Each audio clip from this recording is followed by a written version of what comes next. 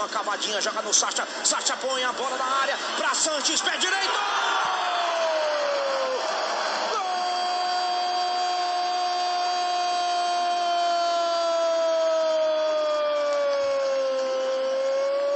Gol do Santos! Salve, Nação Santista! Estamos começando mais um episódio do podcast do Peixão, um novo programa, uma nova proposta de santistas para santistas, falando apenas do Santos Futebol Clube, bastante conteúdo que a gente quer produzir para vocês. Comigo sempre aqui o Matheus. Matheus, manda um alô pro pessoal. Fala, Nação Santista, vai ser um prazer falar novamente do nosso Peixão.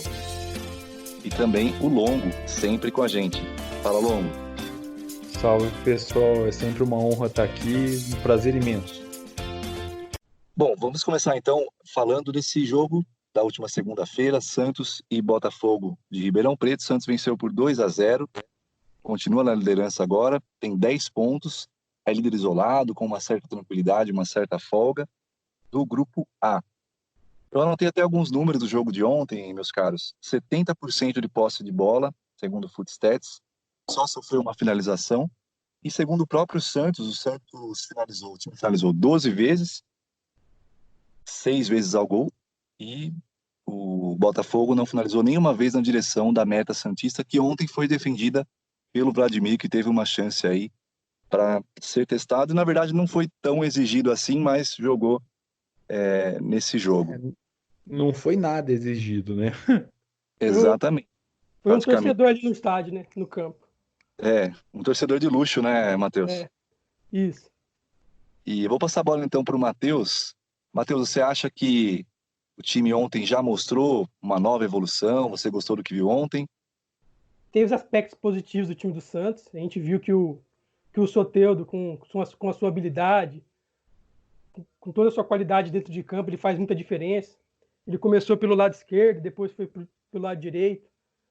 Teve momentos que ele foi mais pela faixa central. O Gesualdo até falou na entrevista coletiva que ele quer o Soteldo flutuando no campo, com bastante liberdade. A gente viu também que o Sanches também faz uma diferença enorme no meio campo. E o Sacha cresce demais quando ele tem o Soteldo, quando ele tem o Sanches, quando ele tiver o Marinho também de volta.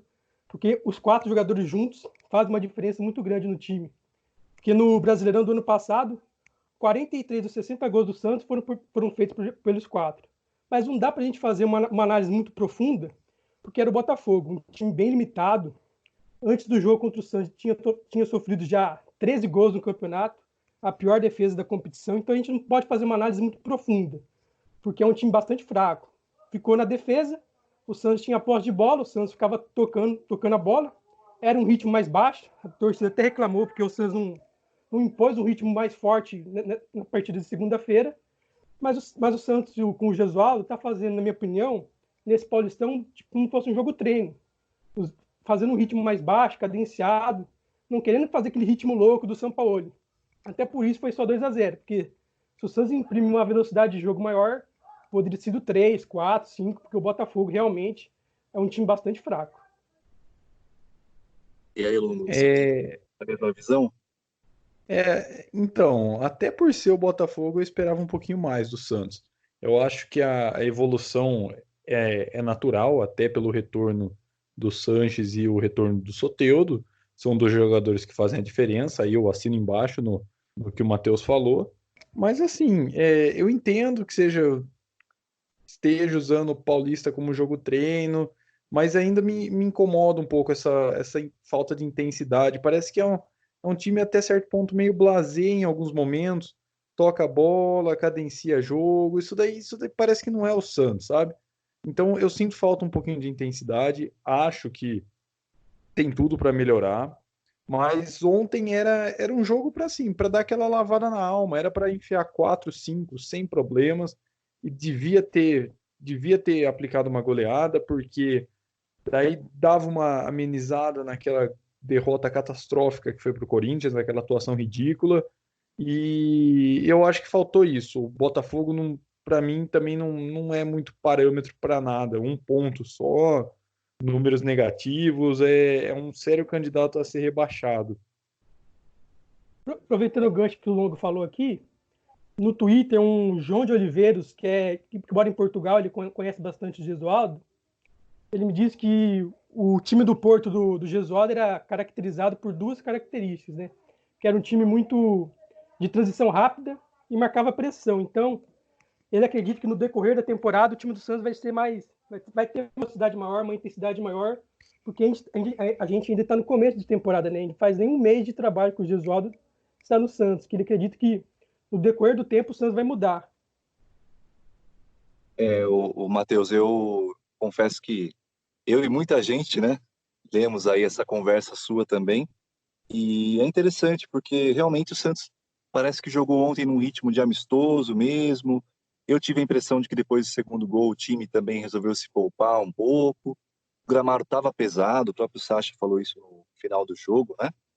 E eu percebi que o Santos, até pelas entrevistas do Gesualdo, até a entrevista para uma emissora portuguesa, dizendo que nessa fase do início da temporada é mais comum as equipes europeias, quando estão começando a temporada no meio do ano, fazerem amistosos. Então, é até um pouco estranho para ele já começar com jogos, entre aspas, valendo. Então, eu penso que a orientação é mais ou menos de que o Santos precisa, claro, buscar as vitórias, mas também com certo cuidado para não correr o risco aí de ter lesões graves que possam atrapalhar o restante da temporada. Eu senti isso também, que vocês perceberam aí, um ritmo um pouco mais ali de amistoso.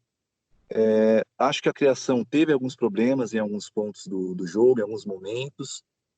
Não sei se só pelo fato do time estar se poupando um pouco, mas eu acho que falta alguém ali ao lado do Sanches para dialogar com o Soteldo, para dialogar com o Felipe Jonathan pela esquerda. O lado direito tende a ser um lado muito forte, inclusive acredito eu que com a presença do Madison, o Madison pode entrar em alguns jogos aí, receber as suas chances também pelo lado direito, no lugar do Pará, que ontem, na minha opinião, não foi bem. O Pará não ataca, né? Esse é o ponto. O Pará, ele domina a bola, ele volta para trás, ele não é um jogador incisivo. Ele é Ele é mais muito forte na marcação. ele é Ele um fecha, jogador seguro, né, que a gente fala, né? O Pará Sim, ele não vai ter um grande erro no jogo, mas ele também não vai ter aquela grande jogada para você lembrar.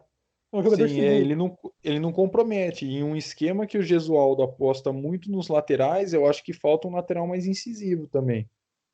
exato. Eu tenho essa esperança em relação ao Madison. O Madison teve números interessantes no ano passado, fez vários gols. Então eu tenho essa esperança em relação ao Madison. Mas no lado esquerdo, eu acho que é necessário alguém ali para dialogar com o Soteldo, para triangular junto com o Felipe Jonathan.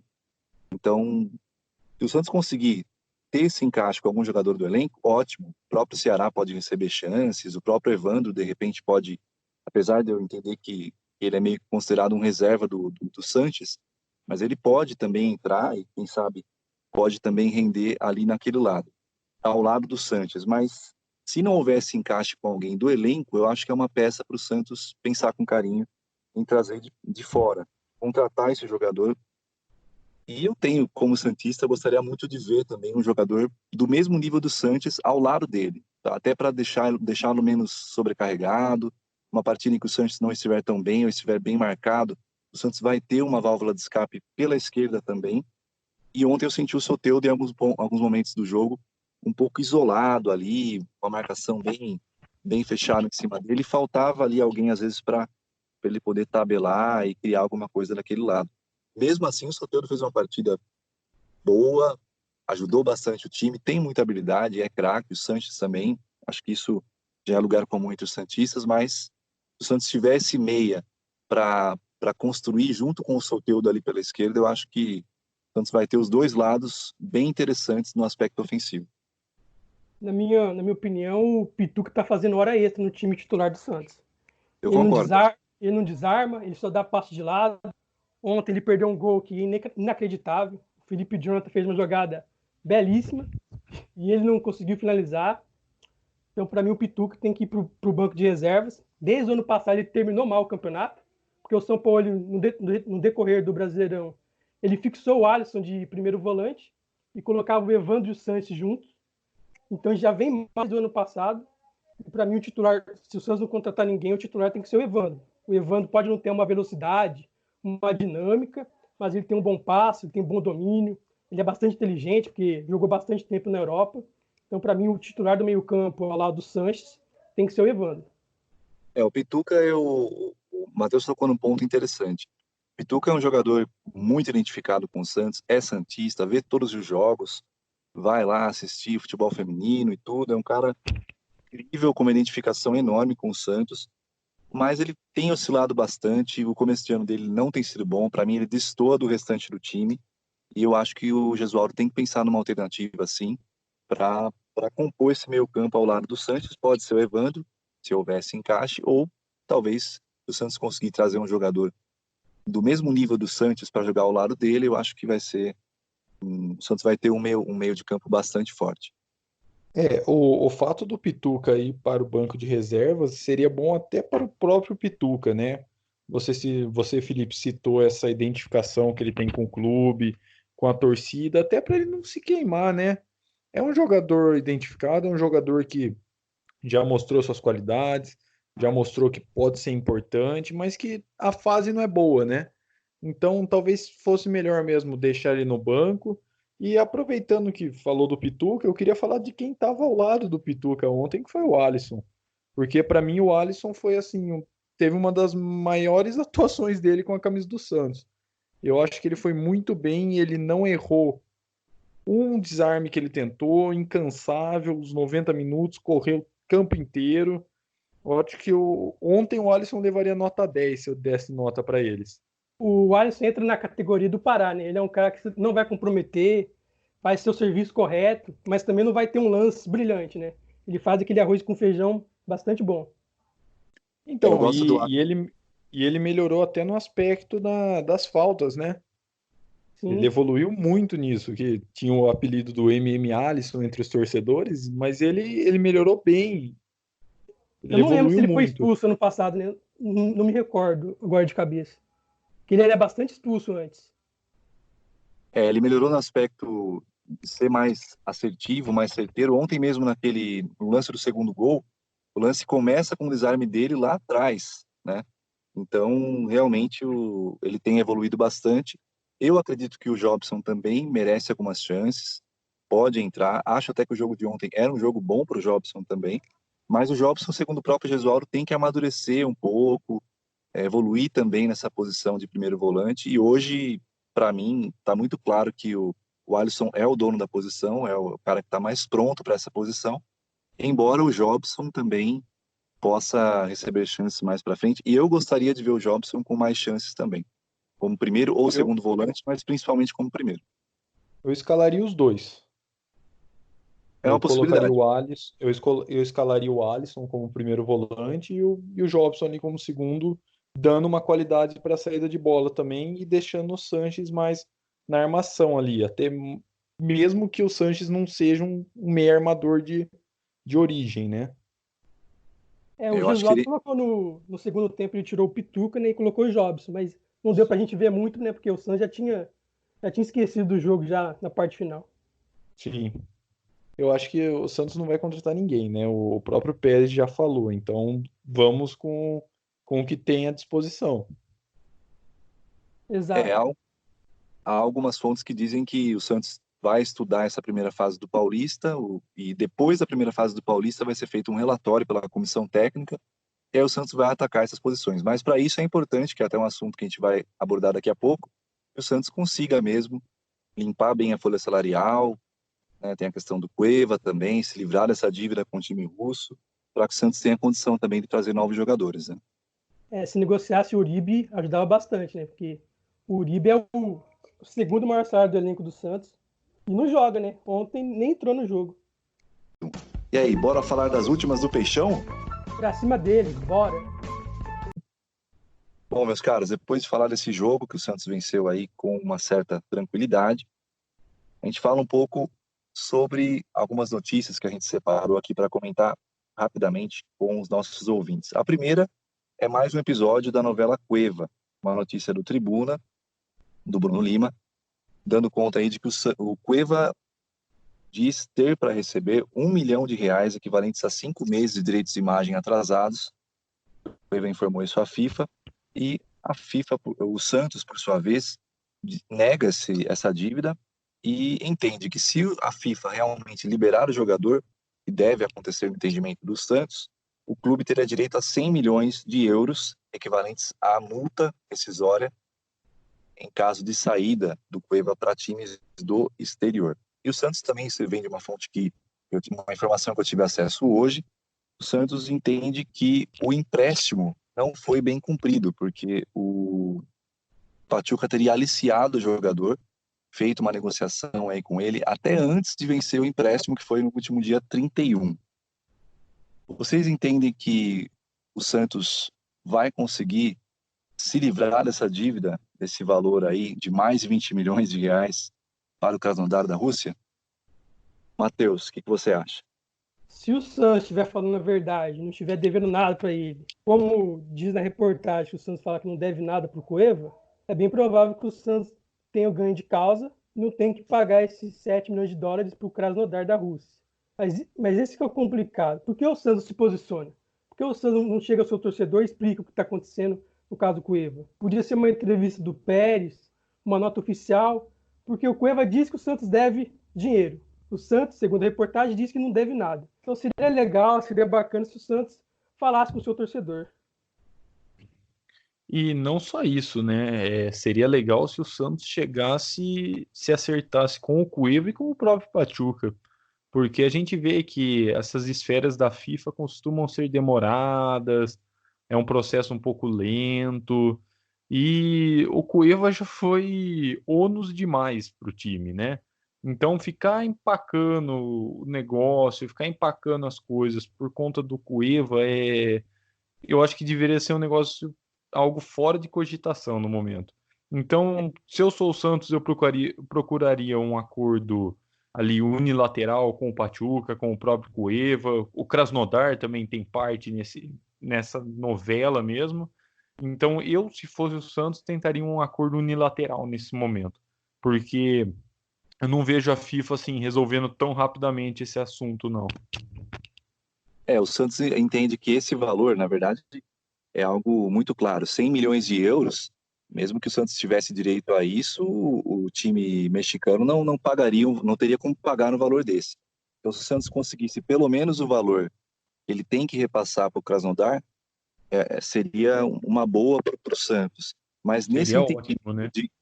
nesse entendimento de que o empréstimo não foi cumprido, inclusive, acho que o Santos vai alegar os casos de indisciplina, atrasos e tudo mais, o Santos ficaria de fora dessa questão judicial, porque o Santos deixaria de ser parte. Se o empréstimo não foi cumprido, o Santos deixa de ser parte, e aí a questão fica entre o Pachuca, o Krasnodar e a FIFA. E aí toda essa demora que a gente sabe que existe nesse processo, o Santos ficaria tranquilo, se livraria da dívida e conseguiria tocar aí. Já teve o prejuízo de pagar os salários para o Cueva, porque, com todo respeito ao atleta, ele não fez um gol sequer, não deu uma assistência, então o Santos já teve, como o Longo disse, um ônus grande ao longo desses 12 meses aí de contrato. Então o Santos se livraria de um grande mico, né? Seria um mico mais ou menos equivalente ou até pior do que o do Leandro Damião. Não, bem pior. Se o Santos conseguir se livrar desse pagamento dos 27 milhões, mais ou menos, no Krasnodar, o Pérez tem que agradecer o Papai do Céu todos os dias, hein?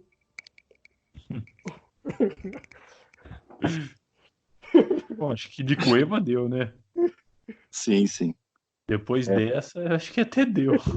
Movimenta na intermediária, Mengão para Pelé. Pelé pode pela meia, tem Coutinho pelo miolo, tem Durval pela ponta. Faz a volta para o lado de Coutinho, levanta enganando bem a Flores.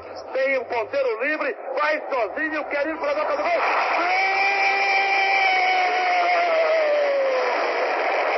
Espetacular a forma como ele enganou.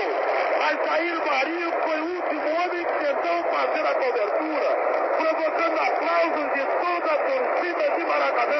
Uma matéria que circulou, que está circulando, inclusive em alguns grupos aí do WhatsApp, é uma entrevista do Edinho, é uma entrevista grande, especial, que vai ter um espaço grande aí em breve no site do Globo Esporte. São vários repórteres que fizeram, não vou aqui citar o nome de nenhum para não correr o risco de esquecer, que são vários repórteres que estão fazendo em conjunto essa matéria, né?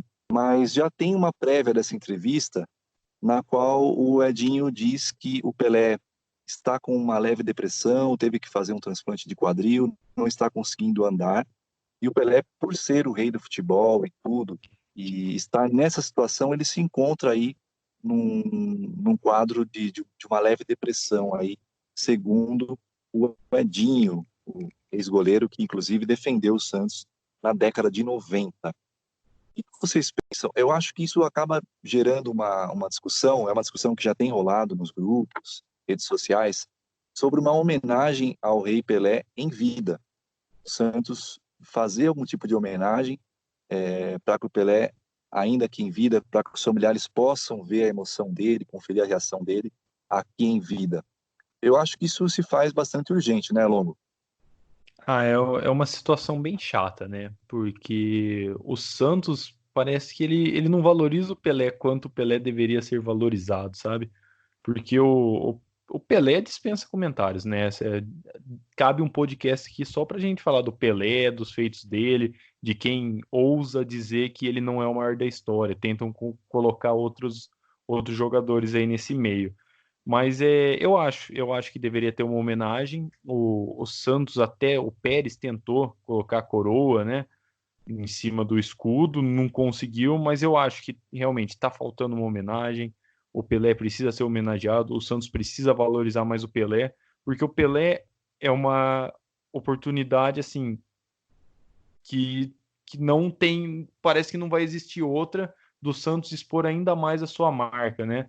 É aqui no Brasil, é no exterior, é em qualquer lugar do planeta. E aí, É, Matheus? o Pérez teve essa ideia, como o Longo falou, de colocar a coroa em cima do escudo do Santos, e grandes conselheiros santistas, será que são santistas mesmo, né? Vetaram a homenagem para o Pelé.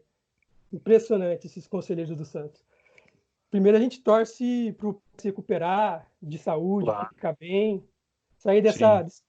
desse estado de depressão, e depois os Santos, conselheiros, diretores, quem estiver lá, o Pérez ou qualquer outro presidente, fazer uma homenagem digna para o Pelé, porque ele foi o maior jogador da história. Eu não vi o Pelé jogar, mas teve aquele DVD do Pelé, Pelé Eterno, né?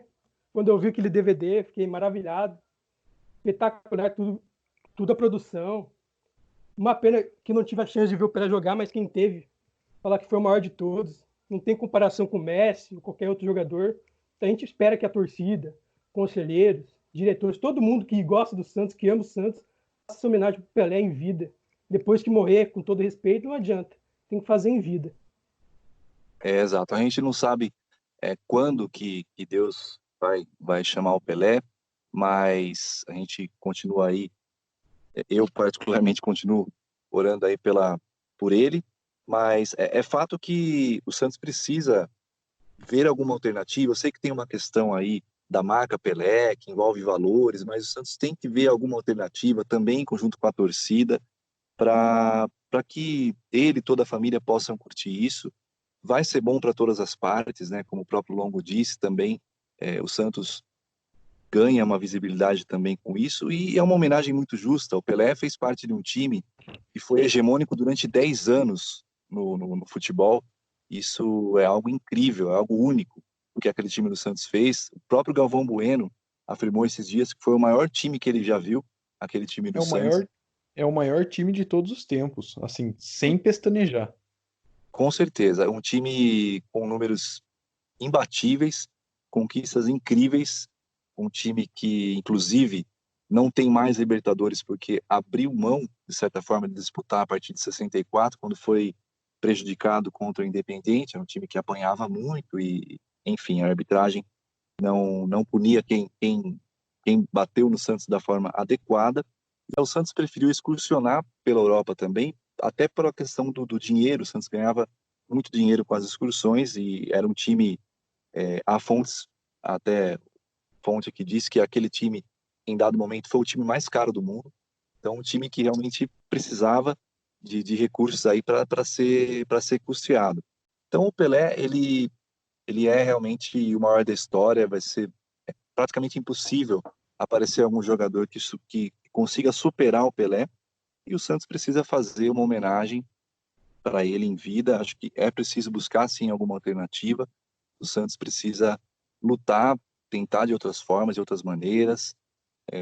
De alguma maneira, o Santos fazer essa homenagem ao Pelé em vida.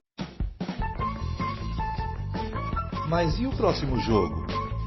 Realmente, Pelé rende todo um podcast, como o Longo bem disse, mas para a gente poder fechar esse podcast de hoje, vamos falar um pouquinho do próximo jogo, né? Contra a Ferroviária, no próximo domingo, dia 16, às 7 horas da noite, no estádio Fonte Luminosa, em Araraquara. O Santos vai enfrentar um time que tem 4 pontos até agora, é o Lanterna do Grupo D, um time também frágil, e há uma expectativa, né? De repente, pela volta do Veríssimo, o Madison pode receber uma chance. Queria saber mais ou menos a expectativa de vocês para essa partida, começando pelo Matheus. Eu não espero ainda uma grande evolução de parte física do Santos jogar de uma maneira mais intensa, mais agressiva, como era com o São Paulo, até porque ainda a gente está em fevereiro. Acredito que lá para março, abril, o Santos vai ter uma intensidade diferente. Então não espero uma grande evolução, mas gostaria de ver o Santos sem o Diego Pituca, com o Evandro, ou até 4 atacantes, podendo jogar com o Soteldo e o Arthur Gomes, por exemplo, o aberto, centralizado, Sacha e o Raniel, outras maneiras táticas de jogar, porque até o momento o Zezola está repetindo bastante os nomes dos jogadores, né? O Pará e o Felipe Jonathan nas laterais, Luiz Felipe e o Luan Pérez na zaga, o trio do meio com Alisson, Pituca e Sanches, e daí no ataque, Soteldo, Raniel e Sacha. Então gostaria de ver uma rotação maior para a gente ver outras peças e outros modelos de jogo. E aí, Longo? Eu quero ver o Vladimir no gol. Eu quero ver como o Vladimir vai se sair, porque ele não foi exigido nesse jogo contra o Botafogo. Eu acredito que a Ferroviária possa exigir um pouco mais, mesmo que o time de Araraquara não esteja em dias muito bons, trocou de técnico. Então, mas eu quero ver o Vladimir porque, na minha opinião, eu preferiria ter o Vladimir como titular. Então eu acho que ele sendo testado dessa maneira, ele pode convencer o Gesualdo que ele merece um lugar entre os 11 iniciais. De resto, eu apostaria no Thailson ali no lugar do Raniel na ponta, talvez o Raniel um pouco mais centralizado para o segundo tempo, porque não tem como você tirar o Sacha do time, não tem como você tirar o Soteldo. Então eu mexeria nisso. E no Pituca, claro que a gente já falou lá anteriormente, o Matheus voltou a mencionar, eu também deixaria ele no banco para o próprio bem dele. O Santos está fazendo um planejamento que mostra que o Paulista vai ser importante para essa parte física, para começar a assimilar os conceitos táticos. Eu acredito, assim como o Luiz Felipe disse em entrevista esses dias, que aos poucos o Santos vai avançar mais as linhas, vai marcar um pouco mais lá na frente. O próprio Gesualdo disse ontem que o time ainda tem muito a evoluir até a estreia da Libertadores, por exemplo. Então, eu acho que essa evolução ela vai ser gradual mesmo. O Santos está tentando, a comissão está tentando fazer um trabalho físico, começar com os conceitos táticos e aos poucos acertar o posicionamento, acertar quem realmente vai ser titular, quem vai ser mais como uma opção. Essa questão do Pituca, realmente eu acho que vale o Santos testar o Evandro por ali, eu gostaria. E seria muito legal o Veríssimo, porque o Veríssimo ele traz uma segurança para a zaga muito bacana. Eu até me esqueci de comentar, mas eu gostei ontem do encaixe defensivo. Eu acho que com o Veríssimo esse encaixe vai ser melhor ainda. E na parte ofensiva, criação de jogadas, realmente é preciso ter alguém ali ao lado do Sanches, alguém no lugar do Pituca, na minha opinião, hoje. E eu gostaria de ver o Evandro ou, de repente, o Jobson, não sei. Vai depender muito dos treinamentos também, né? Mas seria interessante ver o Santos com um pouco mais de criatividade no meio de campo. E a evolução acho que vai ser gradual mesmo. Acho que até o final do Paulista esse time já vai ter uma cara um pouco melhor, já vai ser um time mais agressivo, um time já vem criando um número razoável de chances, mas vai ser um time ainda mais decisivo, que vai levar ainda mais perigo para o gol adversário. Eu confio nisso e eu confio em uma boa vitória contra a Ferroviária. Vocês acreditam que vence também? Acredito que sim. Também acredito um 2-0, 3-1. Eu vou apostar em 1-0, Magro. Só um pitaco, Felipe, que o Logo falou Vladimir e Everson, na minha opinião, é um absurdo o Everson perder a titularidade para o Vladimir. O Campeonato Brasileiro do Everson foi muito bom. Não é só o jogo com os pés, ele foi seguro, na minha opinião, embaixo das traves.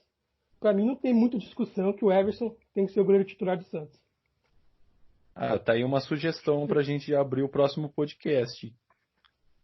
Porque daí eu vou entrar até no mérito da saída do Vanderlei. E a gente não tem nem mais tempo para isso. É um debate Pode que rende ser. bastante. Bom, gente, acho que essa questão do jogo, então, a gente conseguiu também debater um pouco. E para fechar mesmo o podcast, eu gostaria de repetir aqui que a gente conta muito com a torcida, conta muito com os ouvintes, com os nossos seguidores. A gente já teve uma repercussão muito boa, a gente agradece por ser o primeiro programa, uma repercussão bem interessante aí nas redes sociais, do nosso treino aberto, como bem disse o Longo. E a gente conta muito com as sugestões, que vocês comentem nos nossos posts, mandem por mensagem direta no Twitter, por exemplo, sugestões de assuntos, perguntas que vocês querem que a gente tente responder aqui no programa. E a gente vai repetir agora, o Matheus vai passar para a gente agora, novamente, os endereços do Twitter e do Instagram do Podcast do Peixão. Fala lá, Matheus. Fala, Nação Santista. Nosso Insta é Podcast do Peixão. E o nosso Twitter também, Podcast do Peixão. O Twitter é Peixão, 2P Peixão. E comentem lá, divulguem o que vocês estão achando do nosso programa, que a gente vai tentar melhorar cada vez mais. A recepção tem sido bem legal, né? Mesmo que a gente só está no SoundCloud até agora, estamos trabalhando para entrar em outras plataformas, mas por enquanto tá bem legal e a gente conta com o apoio de todo mundo. É isso aí, galera. Um último alô aí do Longo e do Matheus. Vai lá, Longo. Valeu, nação. A gente conta com o apoio de todos vocês. Até a próxima. Fala, Nação Santista. A gente espera que vocês gostem cada vez mais do nosso programa. A gente faz com muita vontade, afinco, de coração mesmo. Deixar um último recado aqui. Dar parabéns para as Sereias da Vila, que estrearam sábado no Campeonato Brasileiro. Ganharam 4-0 do Flamengo, que nem o time masculino ganhou em dezembro, na última rodada do Brasileirão. E na terça o Santos enfrenta o Cruzeiro na Vila Belmiro. Entrada gratuita, então, para a galera comparecer e apoiar as Sereias da Vila. Sim, façam como o Diego Pituca que foi. Exatamente, o Diego Pituca está em todas, né? Sub-20, Sub-23, Pituca vai em tudo. Exato. Exatamente. E só antes de finalizar, gostaria de mandar um abraço para o Vanderlei Corrêa. Ele é jornalista, santista, está sempre no YouTube com vídeos novos, com informações, análises sobre o nosso Santos. É Vanderlei Corrêa, só procurar no YouTube com W e Y. Ele sempre nos incentiva muito, está incentivando muito o nosso trabalho, que está só começando aqui, do Podcast do Peixão. Quero mandar um abraço para todo mundo que está aí nos estimulando, que está mostrando que apoia o nosso trabalho. Muito obrigado a todos vocês. É um trabalho que está só começando, a gente está fazendo com muito carinho, com muito empenho, como bem disse o Matheus. E é isso aí. Até o próximo episódio. Espero que vocês tenham gostado desse episódio. Um grande abraço. Fiquem com Deus.